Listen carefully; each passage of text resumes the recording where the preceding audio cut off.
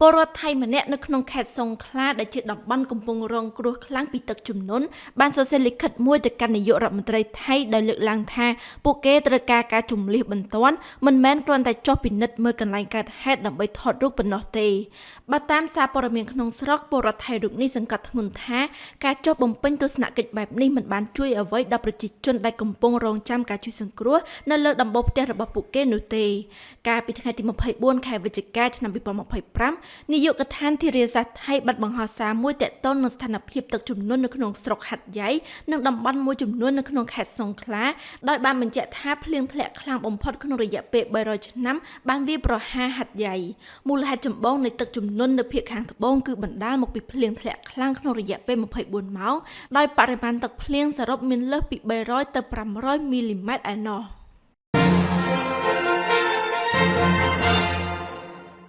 រដ្ឋាភិបាលថៃបានប្រកាសដាក់ខេត្តសង្ខ្លាក្នុងស្ថានភាពអាសន្នដោយបានតែងតាំងអគ្គមេបញ្ជាការនៃកងទ័ពថៃជាអ្នកគ្រប់គ្រងគ្រោះអាសន្នដែលមានសិទ្ធិអំណាចពេញលេញក្នុងការសម្របសម្រួលប្រតិបត្តិការសង្គ្រោះអនុម័តវិធានការនានានិងការពារពលរដ្ឋនាយករដ្ឋមន្ត្រីថៃលោកអនុទិនច័ន្ទវរៈគុណបានអះអាងថាបញ្ហាប្រឈមចម្បងគឺការជម្លៀសប្រជាពលរដ្ឋចេញពីតំបន់ដែលពិបាកនឹងទៅដល់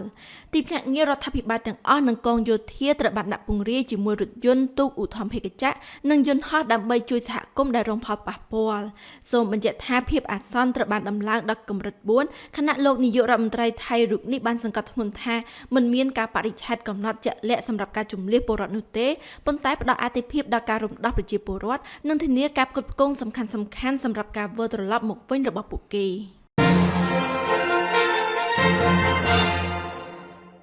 កាលពីថ្ងៃច័ន្ទទី24ខែវិច្ឆិកាប្រធានាធិបតីអាមេរិកលោកដូណាល់ត្រាំបានលើកសរសើរទំនាក់ទំនងជាមួយប្រទេសចិនថារឹងមាំខ្លាំងបន្ទាប់ពីកិច្ចសន្ទនាតាមទូរស័ព្ទរបស់លោកជាមួយមេដឹកនាំចិនលោកស៊ីជីនពីងមេដឹកនាំចិនបានប្រាប់លោកដូណាល់ត្រាំថាការបញ្ជូនតៃវ៉ាន់មកប្រទេសចិនវិញគឺជាផ្នែកដ៏សំខាន់មួយនៃចក្ខុវិស័យរបស់ទីក្រុងប៉េកាំងសម្រាប់សន្តិភាពពិភពលោកបច្ចុប្បន្នប្រទេសចិនកំពុងជាប់គាំងក្នុងវិបត្តិការទូតដ៏អាក្រក់បំផុតជាមួយប្រទេសជប៉ុនដែលជាសម្ព័ន្ធមិត្តរបស់សហរដ្ឋអាមេរិកនៅក្នុងខែវិច្ឆិកានេះនាយករដ្ឋមន្ត្រីជប៉ុនលោកស្រីសាណេតាកាឈីបានថ្លែងថាការវាយប្រហារណាមួយរបស់ចិនលើតៃវ៉ាន់អាចបង្កឲ្យមានការឆ្លើយតបយោធាពីប្រទេសជប៉ុន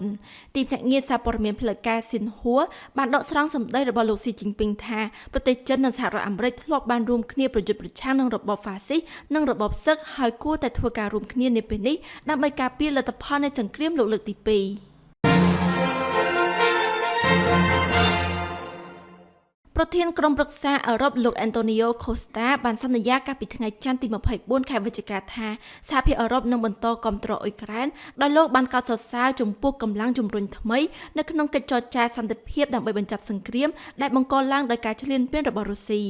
សហភាពអឺរ៉ុបបដិញ្ញាបន្តគាំទ្រចំពោះប្រធានាធិបតីអ៊ុយក្រែនលោកសេឡិនស្គីនៅការគាំទ្រទាំងអស់ដែលលោកត្រូវការដែលមានទាំងការគាំទ្រផ្នែកការទូតការគាំទ្រផ្នែកយោធានិងការគាំទ្រផ្នែកសេដ្ឋកិច្ចនេះគឺជាការថ្លែងរបស់លោកអេនតូនីយ៉ូខូស្តាចំពោះមុខអ្នកយកព័ត៌មាននៅក្នុងរដ្ឋធានីលុនដានៃប្រទេសអង់ហ្គោឡាបន្ទាប់ពីលោកបានដឹកនាំកិច្ចប្រជុំមេដឹកនាំសហភាពអឺរ៉ុបជជែកពីអ៊ុយក្រែននៅក្រៅកិច្ចប្រជុំជាមួយសហភាពអាហ្វ្រិកប្រធានក្រុមប្រឹក្សាអឺរ៉ុបបានអះអាងថាមានកម្លាំងជំរុញថ្មីនៅក្នុងកិច្ចចរចាសន្តិភាពកិច្ចប្រជុំកាលពីម្សិលមិញនៅទីក្រុងហ្សឺណែវរវាងសហរដ្ឋអាមេរិកអ៊ុយក្រែនសហភាពអឺរ៉ុបនិងតំណាងអឺរ៉ុបបានបង្ហាញពីវឌ្ឍនភាពគួរឲ្យកត់សម្គាល់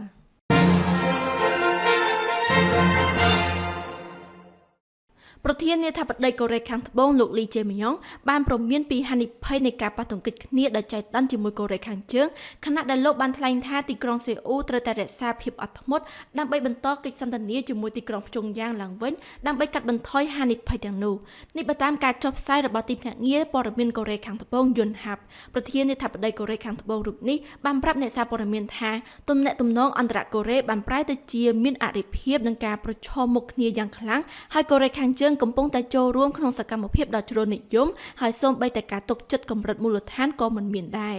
លោកបន្តថាយើងកំពុងស្ថិតក្នុងស្ថានភាពគ្រោះថ្នាក់បំផុតដែលការប៉ះទង្គិចគ្នាដោយចៃដន្យអាចនឹងផ្ទុះឡើងបានគ្រប់ពេល